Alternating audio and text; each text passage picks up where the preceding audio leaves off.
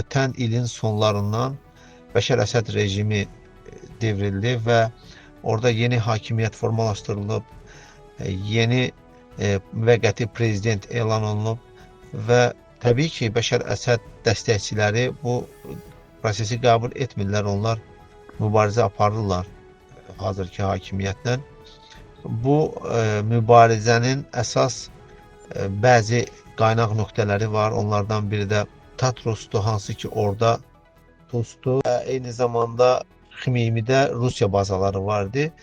O Rusiyanın Bəşər Əsəd rejiminə dəstək göstərməsi, həmin o qüvvələrin məhz həmin o Tartus ərazisində olması gözlənilən idi. Bu mübarizənin aparılacağı bəlli idi. Çünki bu rejimin devrilməsi, həmin o qüvvələrin hakimiyyətdən endirilməsi bir sıra şəxslər tərəfindən qəbul edilmir. Necə ki, bundan öncə Bəşər Əsədin o amansız tədbirlərinə, cəza tədbirlərinə baxmayaraq onunla sona qədər mübarizə apardılar.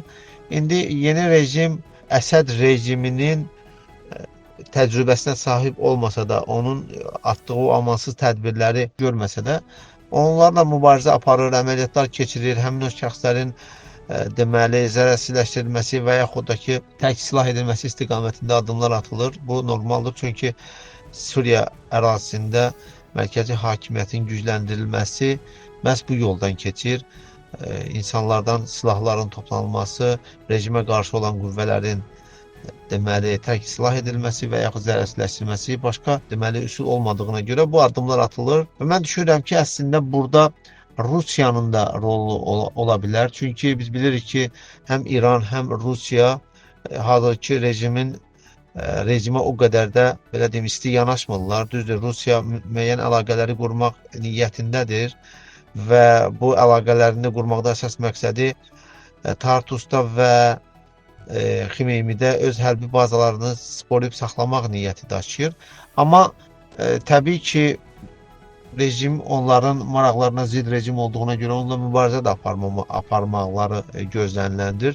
Eyni zamanda İranı götürsək, İran da bu prosesdə hazırki rejimə qarşı olan qüvvələrdəndir. Hesab edirəm ki, bu mübarizə davam edəcək, amma burada Türkiyə amilini mütləq şəkildə qeyd etmək lazımdır və Türkiyə vasitəsilə Qərbin dəstəyini qeyd etmək lazımdır və nəzərə alaq ki, artıq hazırki Əhməd Əşşara və onun təşkilatı bir sıra qərb ölkələri tərəfindən terrorçu təşkilat və özü terrorçu kimi qəbul edilsə də artıq bu fikirlərini dəyişən, bu yanaşmanı dəyişən tərəflər var və Suriyaya sanksiyalarını artıq deməli mərhələli şəkildə götürmək niyyətində olan dövlətlər var, Avropa ölkələri var və düşünürəm ki, bu proses davam etdikcə həmin o qüvvələr hansı ki, hazırki rejimə qarşı mübarizə aparırlar, onların da müqaviməti qırılacaq. Çünki əgər hazırki rejim ümumiyyətlə dünya tərəfindən qəbul ediləcəksə, o halda həmin o qüvvələr artıq mübarizə aparmaq imkanlarının məhdudlaşdığını hiss edəcəklər.